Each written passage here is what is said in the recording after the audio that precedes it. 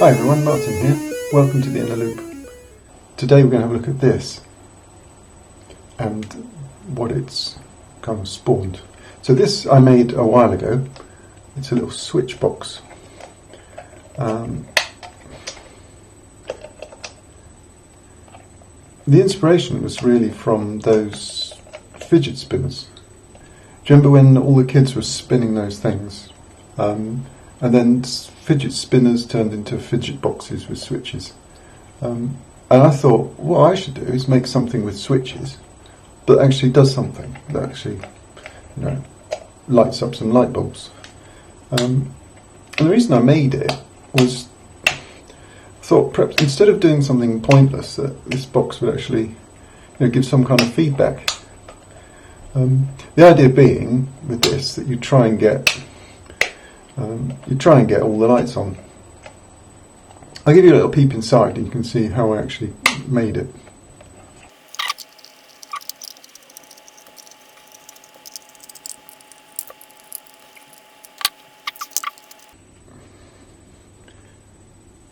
So as you can see inside, all there is a battery here and these double pole, double throw switches, and then the LEDs.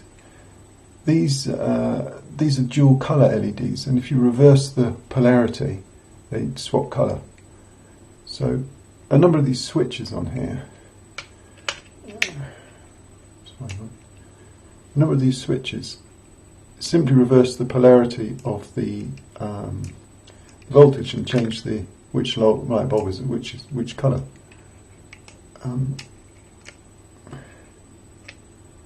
How it changes. The exact circuit diagram of this I don't know, because I made it as I kind of almost soldered it as I went. I think it only has one solution.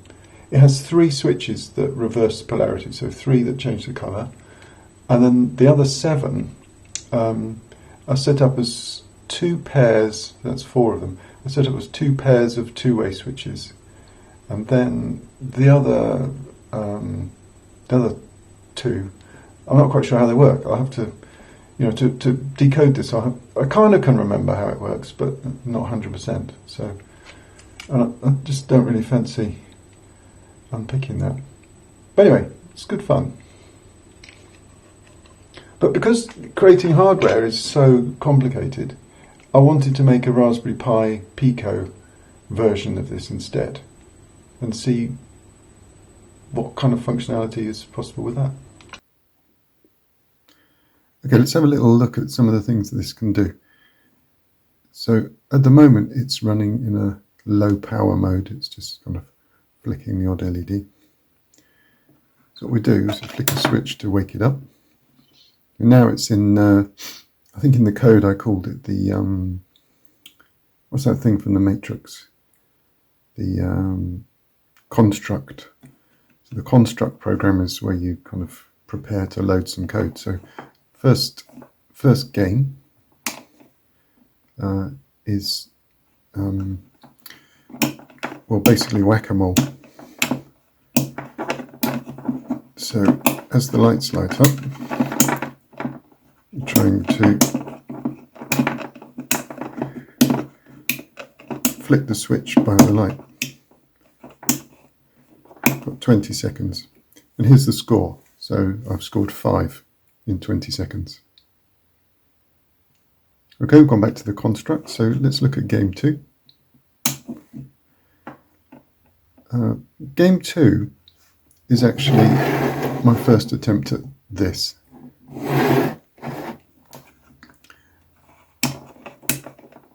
If I switch everything off,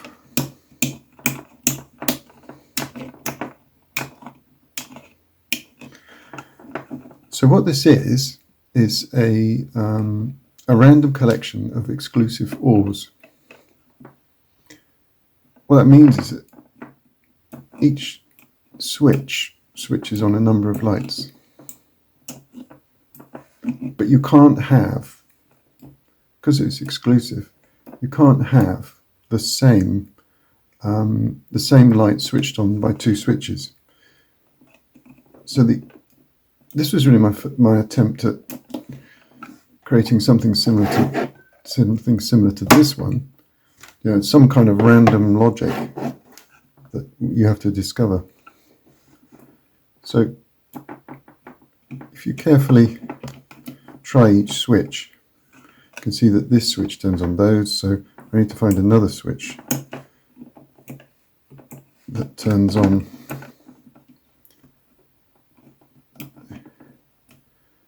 that's actually quite hard.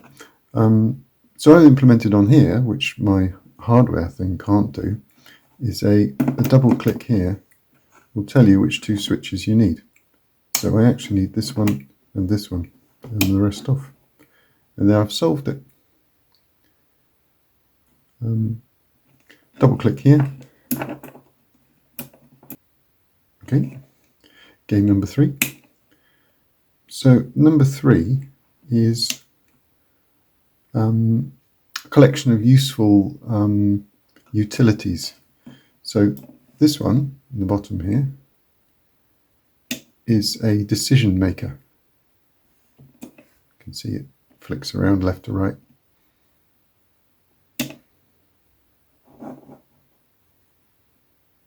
Making decisions for you. Number 1 is a dice. The dice counts up 1, 2, 3, 4, 5, and then all the lights for 6, because we've only got 10 light bulbs here. That's a 6. That's a 5.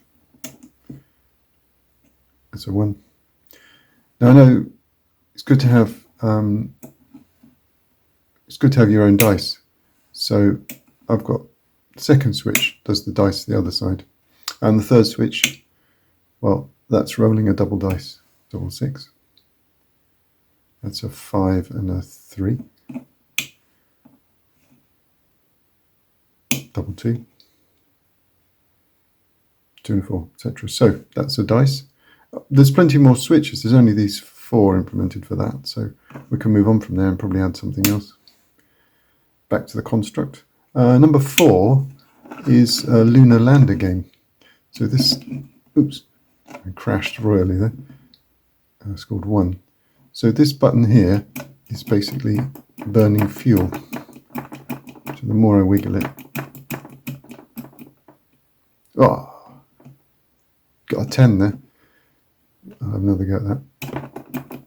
See, if I wiggle it too much, my space rocket will start going up the other way. Going back up now, and that will royally crash. Scored a 5 for that one. Okay, lunar lander. That's quite good fun. Right there. Right, this one is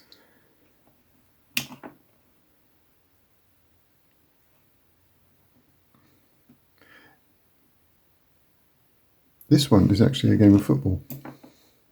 So I'm playing against the computer.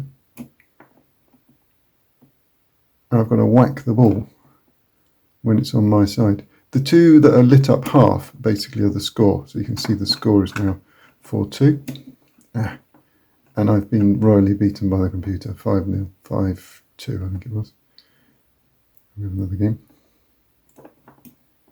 I missed again. Oh, got it back that time. So yeah, LED football.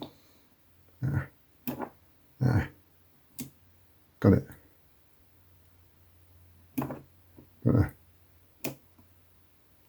Okay, I'm not very good at it really. I think so. Oh yes. This one is a bit of Newtonian physics.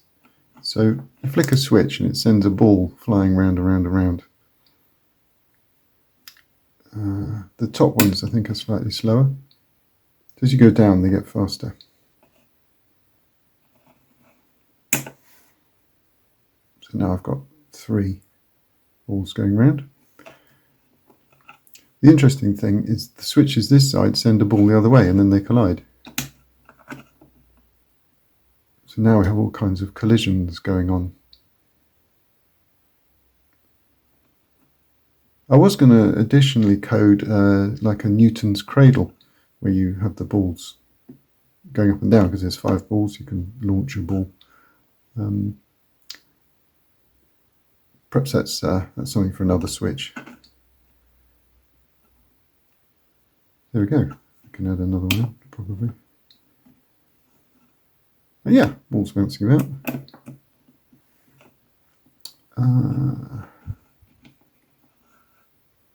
That's memory. This one here, the last one. This one is just a light chaser. So let's turn everything off. You can see how this works. So its very basic form is just lights going up and down. If I flick this switch, it turns the waveform into a square wave. So now the lights flash on, off, on and off, like that. This one here will change the phase. Oh no, that one changes the speed. So this one changes the frequency. So now the bulbs are flashing much more quickly. This one here changes the phase. So they're still flashing, but they're now flashing out of phase, and now we've got like a circle, like a light chasing itself around. If I flick this one, it just reverses the direction. So now it's going the other way. This one here changes the amount of difference in phase. So now you see it's going round, but it's not quite so. I'll turn this back. Now it's going round smoothly. So the phase is changing, but it's much more dramatic in this mode as it flies round and round. This one here, I'll put it back to turn this phase change off. This one here adds a second oscillator. So now you see a kind of throbbing. This one changes the frequency of that second oscillator. Change the phase, put the phase change in as well, and put it back to a square wave. Now I've got some really crazy patterns going on. This one here, let's turn that second oscillator off for a sec. This one here is like a blur, so it averages the, I guess it's somewhat like a filter. It averages the 3 LEDs that are next to each other together. So it brings us back to this much smoother look. So here it is with no filter. Here it is square. Here it is with a filter. So it looks almost again like the sine wave going around. And then the last one, let's turn off this. We're back to just a flashing. The last one adds like a delay. So it adds in a bit of the last. So whatever happened last, it adds it in. Okay, well, thank you all for watching. You can see I've coded about 8 different things on this box.